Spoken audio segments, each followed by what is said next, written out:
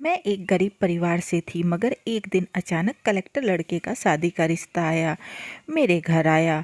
पिता ने भी तुरंत हाँ कर दी और जल्द ही शादी कर विदा कर दिया। मगर ससुराल जाकर पता चला पति की यह पहली शादी नहीं है।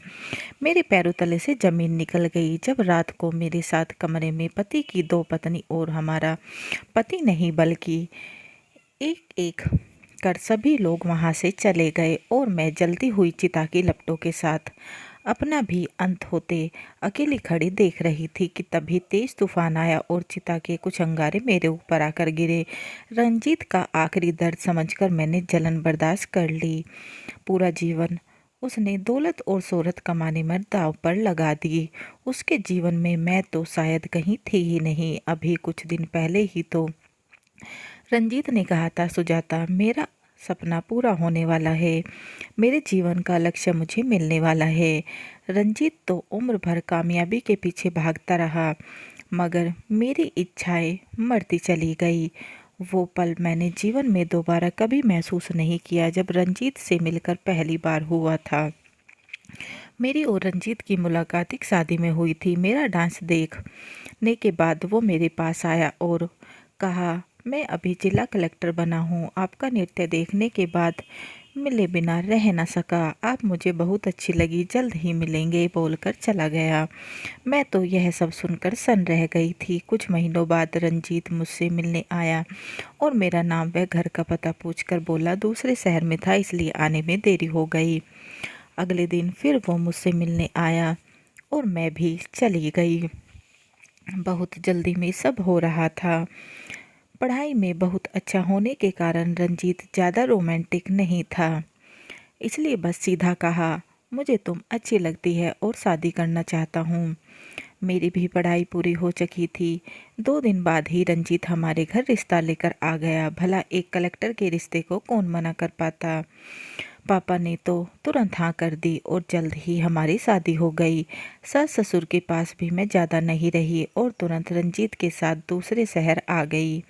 वहाँ सब कुछ बहुत अच्छा था। नौकर चाकर, बड़ी सी कोठी रहने के लिए। रंजीत तो शादी के कुछ दिन बाद ही अपने काम में व्यस्त हो गया। अब इतने बड़े घर में अकेली सी रहने लगी। वैसे भी रंजीत दिल के बहुत अच्छे थे, मुझसे प्यार भी बहुत करते थे, मगर एक औरत को क्या चाहिए यह नहीं समझ पाए। समय ऐसे ही बीतता रहा। 2 साल बाद मैंने एक बेटे को जन्म दिया। अपने बच्चे से मिलने का समय भी रंजीत को महीनों महीनों में मिलता था। आरव कब बड़ा हुआ, स्कूल भी जाने लगा, मुझे पता ही नहीं चला। उसके स्कूल जाते ही फिर से मैं अकेली हो जाती। घर में नौकरानी नौकर आरव का पूरा ध्यान रखते थे। रंजीत को जितने भी पुरस्कार मिलते वो पहले मुझे ही ला कर देते थे। आज अचानक अलमारी सफाई करते हुए अपनी और रंजीत की पहली मुलाकात की पुरानी फोटो मिल गई। उस दिन के बाद कभी रंजीत ने मेरा नृत्य देखने की इच्छा नहीं जताई।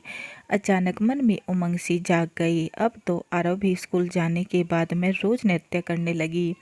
एक दिन बैठे बैठे मैंने नृत्य प्रतियोगिता के लिए फॉर्म भर दिया।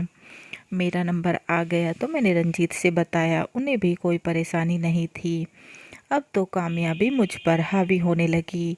मुझे भी लोगों की भीड़ अपने आसपास पसंद आने लगी थी। धीरे धीरे मेरा भी नाम होने लगा। आरव की तो मुझे अब कोई खबर ही नहीं रह गई थी।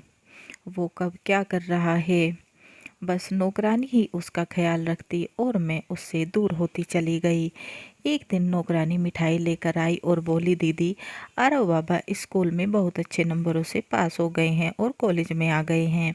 मैंने कहा, अच्छा, ज़रा आरव को बुला कर तो लाओ। वो बोली, दीदी, आरव बाबा तो घर पर नहीं है, वो तो कल से ही अपने दोस्तों के पास उनके घर पर ही पार्टी मना रही हैं।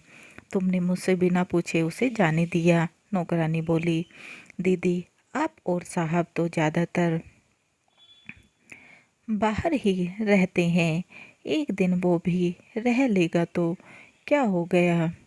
अब तो मेरी नींद उड़ चुकी थी आरव के इंतज़ार में, मगर वो नहीं आया। मैंने नौकरानी से पूछा, क्या आरव पहले भी रात को बाहर रहा है? जी दीदी, एक दो बार।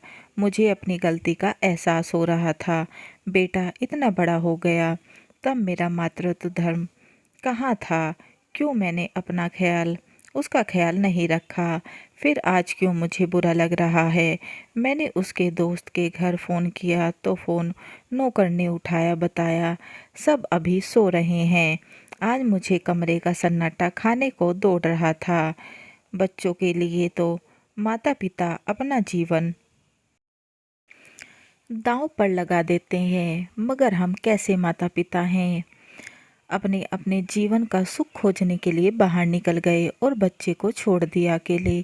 तो उसने भी तो यही किया। ना जाने कितने सालों बाद में आरव के कमरे में गई, मगर उसने तो मुझे देखकर भी अनदेखा कर दिया। मैंने कहा, मुबारक हो बेटा, कॉलेज में आ गए हो। मगर वो कुछ नहीं बोला। कहा, भी तो इत, इसमें इतनी खुशी की क्या बात है? एक बार भी माँ कहकर मेरे पास नहीं आया। आज मुझे बेटे की बातों पर गुस्सा नहीं बल्कि प्यार आ रहा था, मगर एक खालीपन जरूर था जो पति से दूर होने पर भी महसूस नहीं होता था। मैंने प्यार से आरव के सर पर हाथ रखा और कमरे में वापस आ गई। आज मुझे पति की बहुत याद आ रही थी। ऐसा लग रहा था मैं एक मजाक बनकर रह गई हूँ। सबको खुश करने के चक्कर में अपने पति और बच्चे का ख्याल ही नहीं रख पाई। पति की तरफ से तो मैं निश्चिंत थी, क्योंकि वो मुझसे दूर हो गए थे, मगर वैसे ही मैं बेटे से दूर हो गई। फिर पति और मुझ में क्या फ़र्क रह गया? रंजीत ने पिता होने के नाते आरव को दौलत शोहरत सब दी, मगर मैं तो माँ ही ना बन पाई। रंजीत ने मेरे साथ शायद गलत किया, मगर मैंने तो उसका बदला अपने बच्चे से ही लिया। मैं बेसब्री से पति के फ़ोन का इंतज़ार कर रही थी। फ़ोन बजा, मैंने तुरंत उठाया, मगर वो तो नृत्य कार्यक्रम के लिए था। रात भर मैं पति के फ़ोन का इंतज़ार करती रही। अचानक आधी रात को फ़ोन बजा। मैंने सोचा ज़रूर रंजीत का होगा, मगर मैनेजर ने बताया, साहब ने कहा है वो सोने जा रहे हैं, आपको बता दूं। मैंने कहा कि साहब जब उठे तो मेरी बात करवा देना। तभी अचानक फिर से फ़ोन की घंटी से मेरी नींद खुली। रंजीत का फ़ोन देखकर मैंने लगातार बोलती जा रही थी। रंजीत, ऐसा भी क्या काम जो फ़ोन पर भी बात करने के लिए समय नहीं परिवार से? बस बहुत हुआ काम, अब वापस आ जाओ। मैं बहुत अकेली हो गई हूँ। इतनी दौलत है और क्या करना है? अब हम भी आम लोगों की तरह जीवन बिताएंगे। रंजीत कुछ बोलते क्यों नहीं? फिर उधर से अचानक आवाज़ आई, मैडम जी, मैं मैनेजर बोल रहा हूँ। साहब अस्पताल में हैं, उन्हें हार्ट अटैक आया है। मुझे तो मानो चक्कर आ गया और वहीं ज़मीन पर बैठ गई। भगवान मेरी गलती की इतनी बड़ी सज़ा नहीं दे सकता। कुछ होश आया तो मैं तुरंत दूसरे शहर अस्पताल जाने की तैयारी करने लगी। आरव आकर बोला, माँ इतनी सुबह कहाँ जा रही हो? मैंने जल्दी जल्दी में कहा, बेटा तेरे पापा को घर वापस लाने के लिए जा रही हूँ, कि तभी फ़ोन की घंटी ने कदम रोक लिए। फ़ोन उठाते ही मैनेजर बोला, आप यहाँ मत आइए, हम ही साहब को लेकर घर आ रहे हैं, क्योंकि साहब अब इस दुनिया में नहीं रहे। यह सुनते मैं वहीं बैठ गई। आरव मुझे झंझोड़ कर बोला, मामा क्या हुआ, पापा नहीं आ रहे हैं?